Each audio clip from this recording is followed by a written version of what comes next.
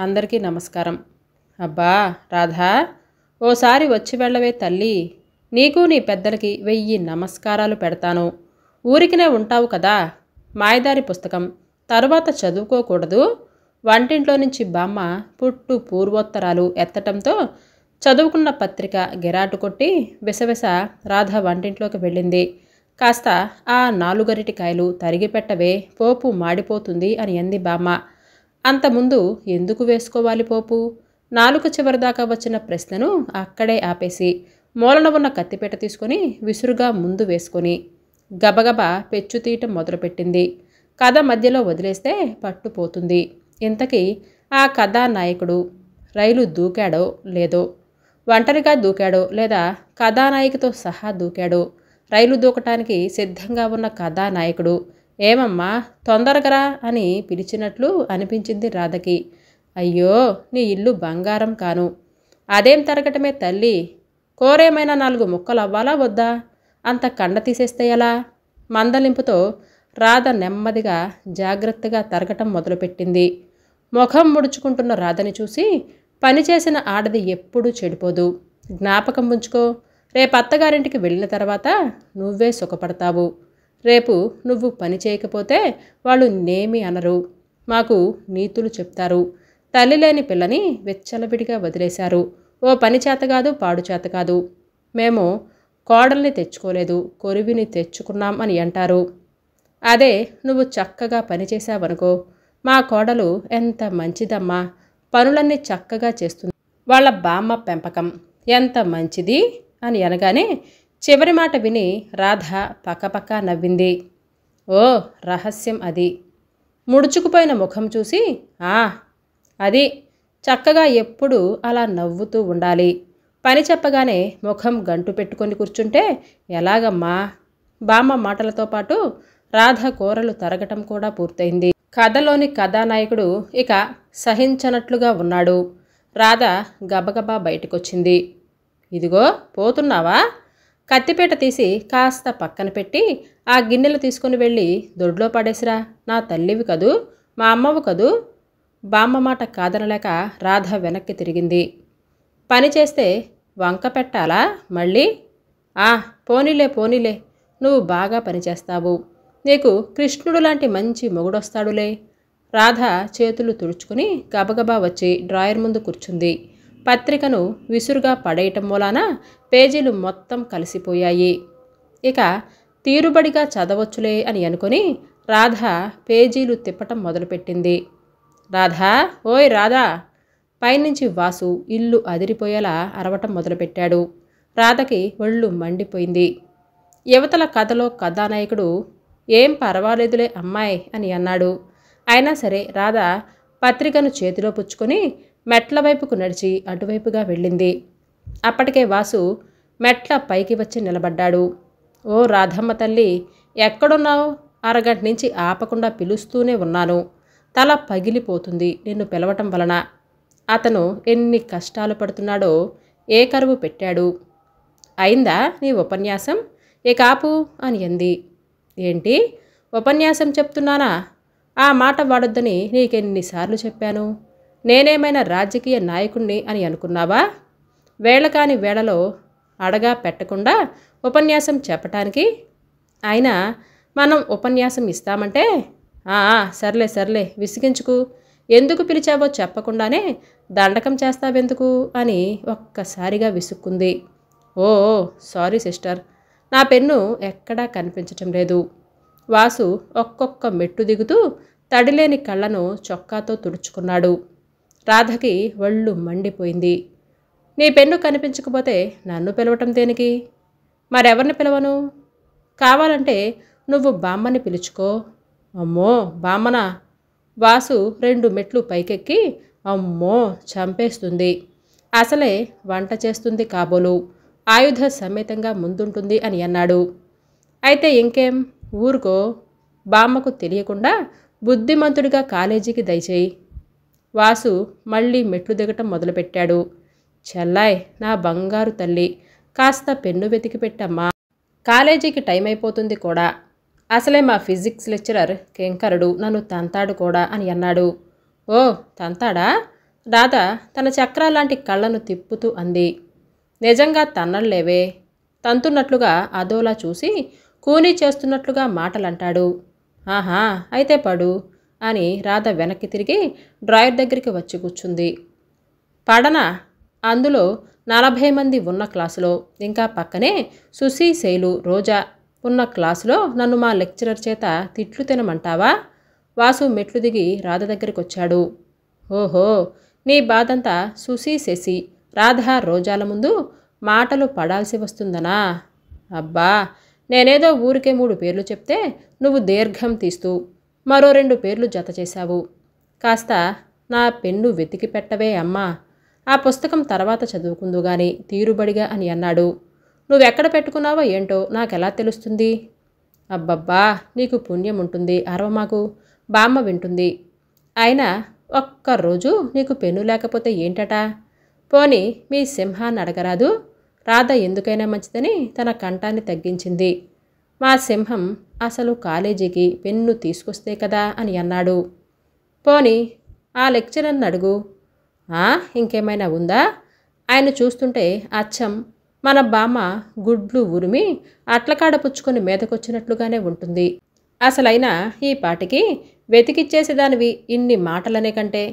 రాధ ఇక గత్యంతరం లేక పుస్తకం అక్కడే పడేసి పైకి వెళ్ళింది. అలమరాలో అన్ని చోట్ల పెన్ను కోసం వెతికింది. చివరికి మాసిన బట్టలు పడేసే బుట్టలో ఒక ఫ్యాంటుకి తగిలిచ్చి ఉంది.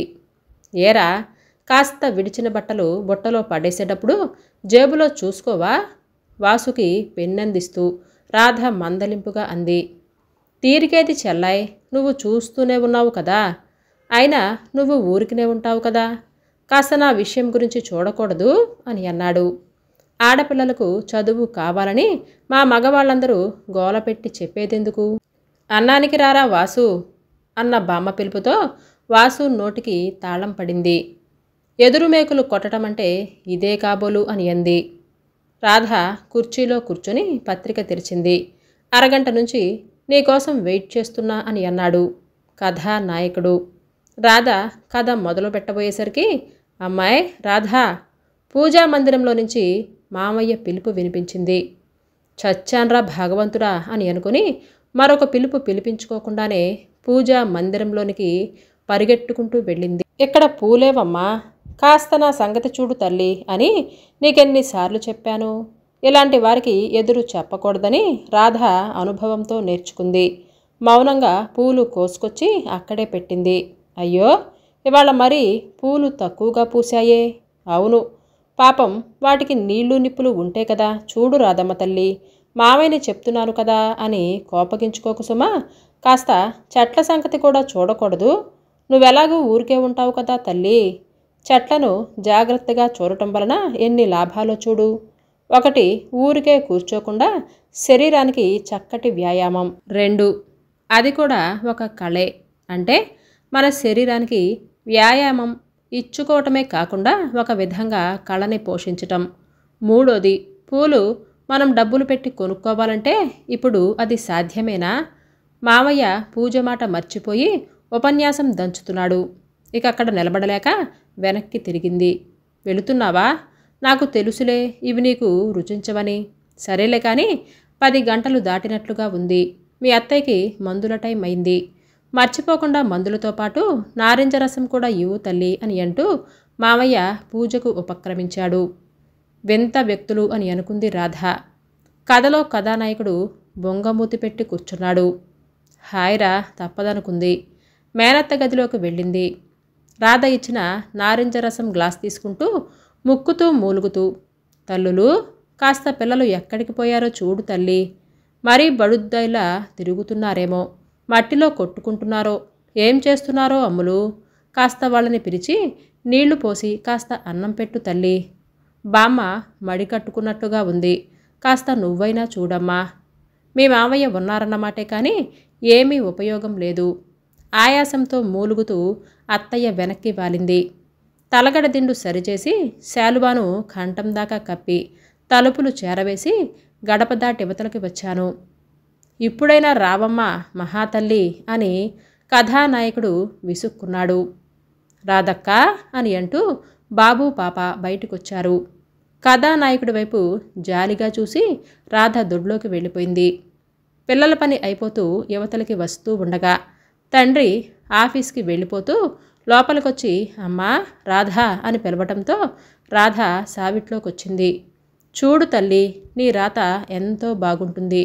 కిందటిసారి మా ఆఫీసర్ ఎంతో బాగుందన్నాడు. ఈ రాసిన కాగితాలు పేర్చేసి కాపీలు చేసి పెట్టమ్మా. 2 గంటలయ్యేసరికి మనిషిని పంపుతాను, పంపించేయాలి. చూడు జాగ్రత్తగా రాయి. నీకు చెప్పనవసరం లేదనుకో. జాగ్రత్తగా రాయమ్మా. 2 గంటలయ్యేసరికి పూర్తి కావాలి. ఎలా రాస్తావో నీ ఇష్టం. రాధ వచ్చి నిట్టూర్పును ఆపుకుంటూ కాగితాలు తీసుకుంది. ఇక నాన్నగారు ఆఫీస్కి వెళ్ళిపోయారు. అత్తయ్య పడుకుంది. మామయ్య వైకుంఠం గారి ఇంటికి చదరంగం ఆడుకోవటానికి వెళ్ళారు. అన్నయ్య కాలేజీకి వెళ్ళాడు. పిల్లలు బడికెళ్ళారు. కథానాయకుడు అమ్మయ్య అని అనుకున్నాడు.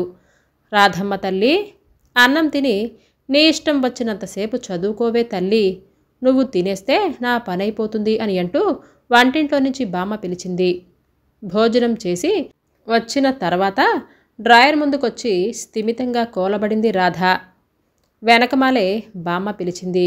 ఏది రాధా, నిన్నటి తర్వాత పద్యాలు చదువు అని అంటూ ఒత్తుల బుట్ట ముందు పెట్టుకుని ఒక్క నములుతూ అంది. బాబోయ్, ఇప్పుడు నేనది చదవలేను బామ్మ. రాధా విసుకుని ఆపుకోలేక అనేసింది. ఎందుకుట? పత్తిని విడదీస్తూ బామ్మ అంది. నా గొంతు బాగోలేదు, చాలా నొప్పిగా ఉంది. కంఠానికేమే నిక్షేపంగా ఉంటుంది.